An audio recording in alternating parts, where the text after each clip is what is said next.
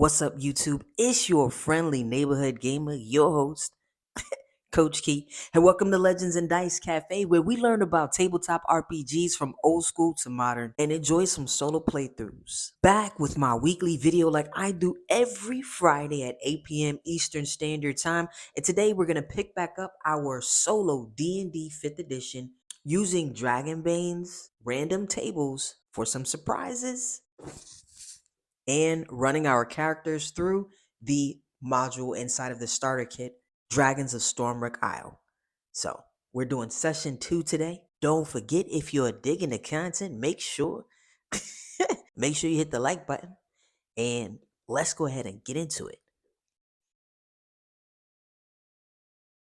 All right, everybody, here we go, back with D&D 5th edition solo playthrough using Dragons of Stormwreck Isle for the module for our adventure, and we're using Dragonbane's solo random tables. And we have my cleric, Nasir, level 1, and then we have a dragonborn, a red dragonborn barbarian, level 1 as well. We're going to use the items in here, the magical items and the treasure items, and we're going to also use Dragonbane's treasure deck as well. And I think we're going to stick with using Dragonbane's initiative. You just pick the card, and that's how we'll know what order everyone goes in. And we're going to also make sure we use the improvised weapons. If this is your first video, you should go back and check out session 1 and session 0. We are visiting Stormwreck Isle. We arrived on a ship and we ended up down here. Once we got off, we had to fight some zombies. We fought 2 zombies. We took them down, and then we came up here and we met the leader, Lily. This little tiny village right here is called Dragon's Rest. And the reason why my cleric is visiting Dragon's Rest is because he heard of a bronze dragon that resides here, and he's looking to enhance or expand his knowledge and his magic. And then my dragonborn barbarian is coming to seek the aid of the bronze dragon to help him heal past regrets. So as our characters took out the zombies, we headed up towards Dragon's Rest. That's when we met the inhabitants, and we also met the leader, Lily. And Lily let us know that she asked us why we were coming. We explained to her why we were coming and why we were visiting Dragon's Rest.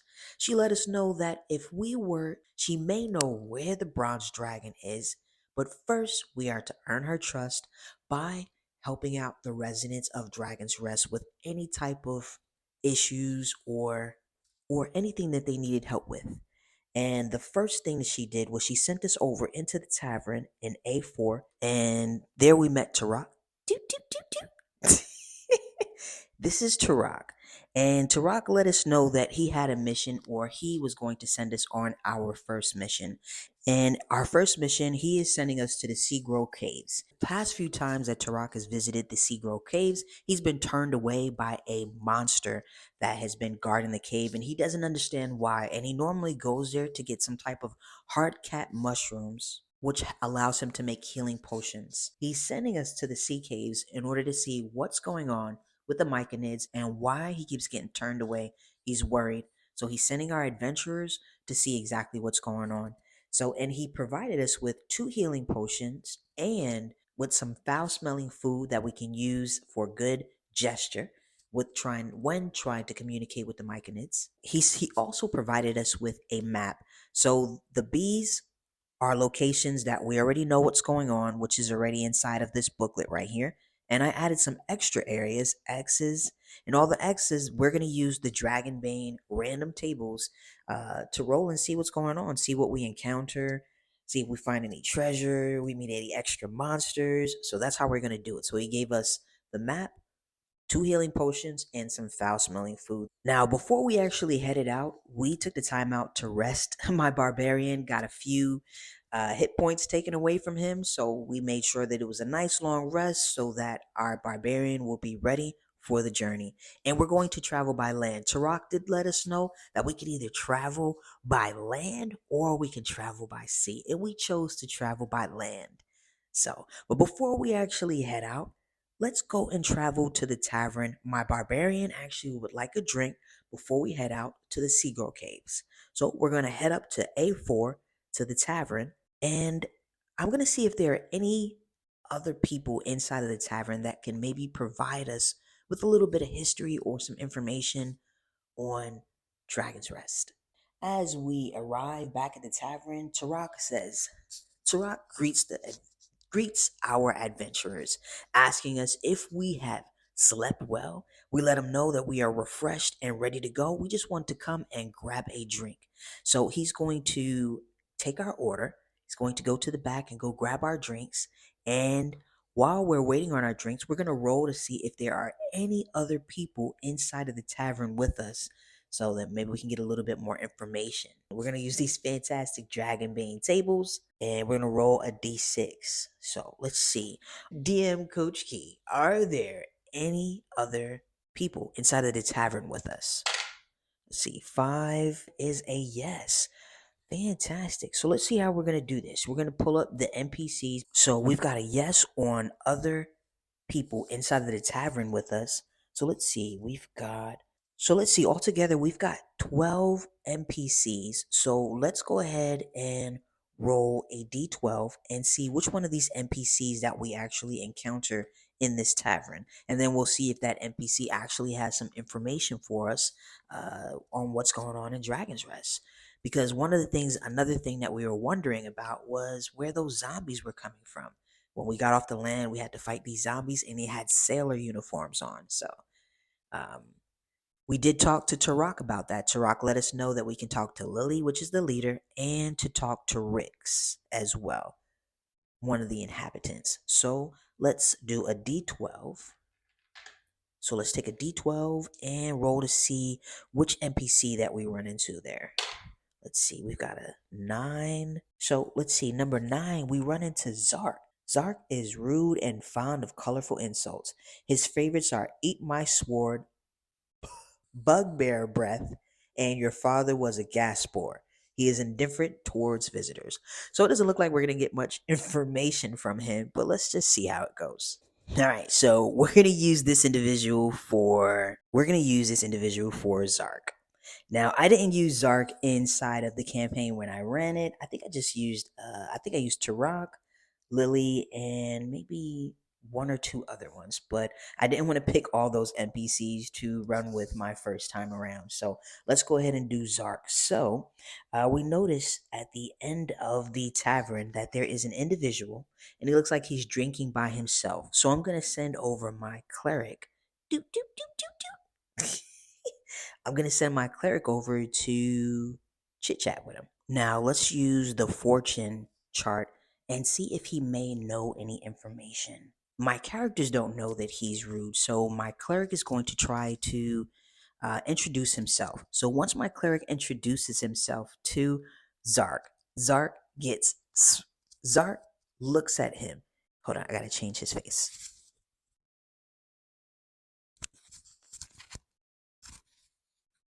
There we go.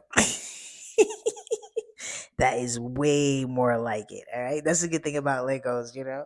So he while he's drinking, he has a smile on his face. And then when my cleric walks up to him, he changes his facial expressions from smiling to not so happy. And he's like, "What do you want?" And my cleric is like, "We're just adventurers, just traveling and getting to know the inhabitants so we can help out." "I don't need your help." And he turns his back. And he says, "I saw you down there fighting those zombies. It didn't look like you guys did a very good job taking out those zombies. I could have done a better job than that."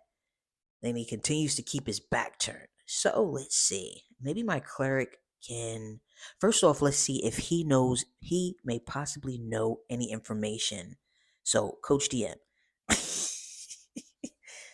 does Zark have any information pertaining to the zombies, possibly? So we're gonna take our d6, roll our d6, and we got a 6, and extremely yes. Let's see. Maybe we could charm the information out of him. Either charm or maybe I could use my barbarian to intimidate him. Let's see. So my cleric comes back over to the barbarian and he lets him know, "Hey, This gentleman is just being flat out rude. I don't even want to ask him any information that he might have. My barbarian says, "Hold my beer, hold my ale." So he walks up to him, and we're gonna try to use intimidation.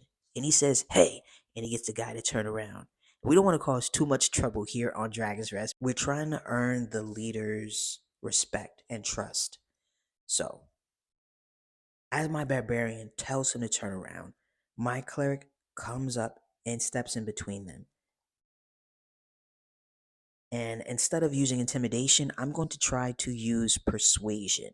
So I'm going to try to persuade him, maybe by buying him, I don't know, maybe a couple of free drinks. Not too many because my cleric doesn't my cleric doesn't have much money, but I'm going to try to persuade Zark.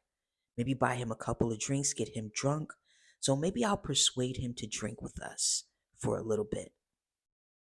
We'll buy him a couple of drinks and get him drunk. So after a few rounds of drinks, Zark is a little bit more easygoing. So my cleric is going to roll for persuasion to see if I can persuade him into providing us some information. So let's see. Let's see. So my cleric is pretty good with persuasion. He's got a +4. So we're going to take a d20. We're going to set the DC at, since he's already a little drunk, I'm going to set the DC at 10. So we're going to do the DC at 10 and we're going to try to persuade him to provide us with some information. Let's do it. Let me see. I got a 11 +4, 15. Bam. So my cleric is very good, very charming with his words as he's talking to him, and Zark is already drunk. He starts to provide him with some information. So my cleric asks him, "Hey, do you know anything that's going on with these zombies?" And he's like, because he's drunk. He's like, I think I've heard of something, some ships crashing in an area called Compass Rose, but I don't have any more information besides that. But if you're curious about what's going on or where those zombies came from, I would suggest visiting Compass Rose. So I'm going to take that information and put that in my back pocket, tell him thank you. I'll go ahead and pay for one more round of drinks for him. And we'll head back over to our table because I don't really care for Zark because he started out too rude. We finished our drinks and now I think we're gonna go ahead and head out. So we let Tarak know we paid for Zark's drinks and we paid for our drinks, and we let Tarak know we're going to head out to the Seagrow Caves and see what's going on with the Myconids, and we'll be back in touch with you. He bids us adieu and tells us also to be very careful when traveling inland because there are kobolds who don't agree with Lily, the leader's ways, and they attack anyone who travels outside of Dragon's Rest. So we'll make sure that we remember that. So as my characters are traveling, we're traveling throughout the land. I want to say it's probably maybe about an hour and a half walk all the way to the Seagrow Caves. And we're going to use some of these tables and see if, I don't know, maybe we come across something. We encounter something, maybe some treasure. I'm going to check out some of these bushes around here and see if there's anything that we encounter. Let's try this right here. Let's do scavenge. Let's roll a d10 to see if maybe we run into an unexpected danger, nothing, supplies, interesting item, or a treasure card. So let's give that a try real quick. So we're going to roll a d10. So my characters are just going to kind of scout around and just because. So my cleric is going to check up here and my barbarian is going to go over there. So I'm going to roll for each of them. So let's see. I'm going to do a d10. Let's see. And we got an 8. Ooh. So we get one treasure card. So my barbarian is scavenging through these bushes to see if he can find anything. And what he finds and comes upon is a treasure. And let's see. We're going to use this right here, the Dragonbane treasure deck, and pull a treasure card. And let's see what we got. Ooh, look at that. We got a gemstone. And right here, you would roll to see exactly how much it's worth. But we're going to hold on to that. We're going to take it into Dragon's Rest and see how much they're willing to give this gemstone. So my barbarian finds a gemstone. And now we're going to see if my cleric, we're going to do a scavenger check for him as well. So we're going to take another d20. I'm sorry, a d10. And I got an 8. Oh my god. And I got another treasure card. So let's see. Let's pull another card. And my cleric, finds a gold ring. So my cleric likes the way that it looks. And he puts it on his finger and it fits perfect. So he's going to hold on to that because we might need some extra money. We might need some money. So we'll hold on to that. So my cleric and my barbarian both found something. So we're going to continue traveling along the path. As we're traveling along the path on our way to the Seagrow Caves, we come upon a cave.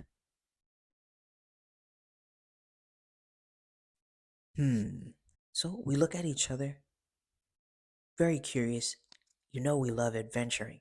So we look at each other and we look at the cave, both very curious. We're going to go inside the cave. My barbarian is going to go first. And as we enter in the cave, so let's check out location details. So we're going to roll a d4 to get a little bit more details about this area that we've just encountered. Let's roll a d4. Let's see. We got a 3. Oddity. So we'll turn to this page and let's check out the oddity. So we're going to roll a d20 to see the oddity inside of this area that we have just stumbled upon. So let's try a d20. So I'm going to take my d20, give it a roll. Oh, we got a 20. Unsettling laughter. That's creepy. So as we enter into the cave, my barbarian comes in first.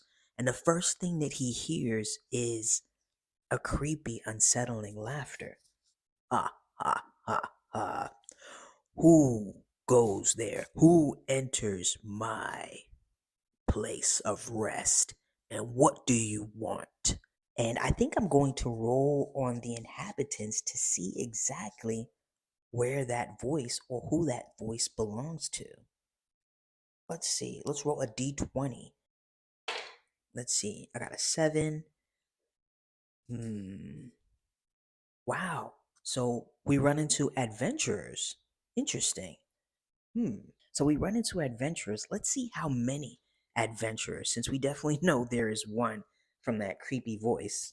I love these Dragonbane tables. So let's see. We're going to see how many. So we're going to roll a d6 to see how many adventurers are here.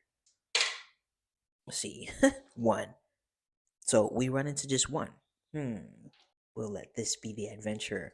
We're going to actually pause it there so then I can come up with some ideas on what this adventurer is doing in this cave and why he might be possibly protecting it. So we're going to end the session there. Thank you so much. So make sure you stay tuned for session 3 of D&D 5th edition using Dragonbane's solo tables, running our adventures through Dragons of Stormwreck Isle. So I hope you enjoyed session 2. Stay tuned for session 3. Thank you so much for all the love and all the support. Thank you so much for taking the time out to tune in. And as always, I hope you have a fantastic evening and I hope you have a fantastic weekend. Make sure you like, comment, and subscribe. And make sure you turn on your notifications so you don't miss out on any of the cool content that I post every single week. Thank you guys so much for watching. Stay tuned. See you guys back next week, same time, 8 p.m. Eastern Standard Time on Friday. Peace.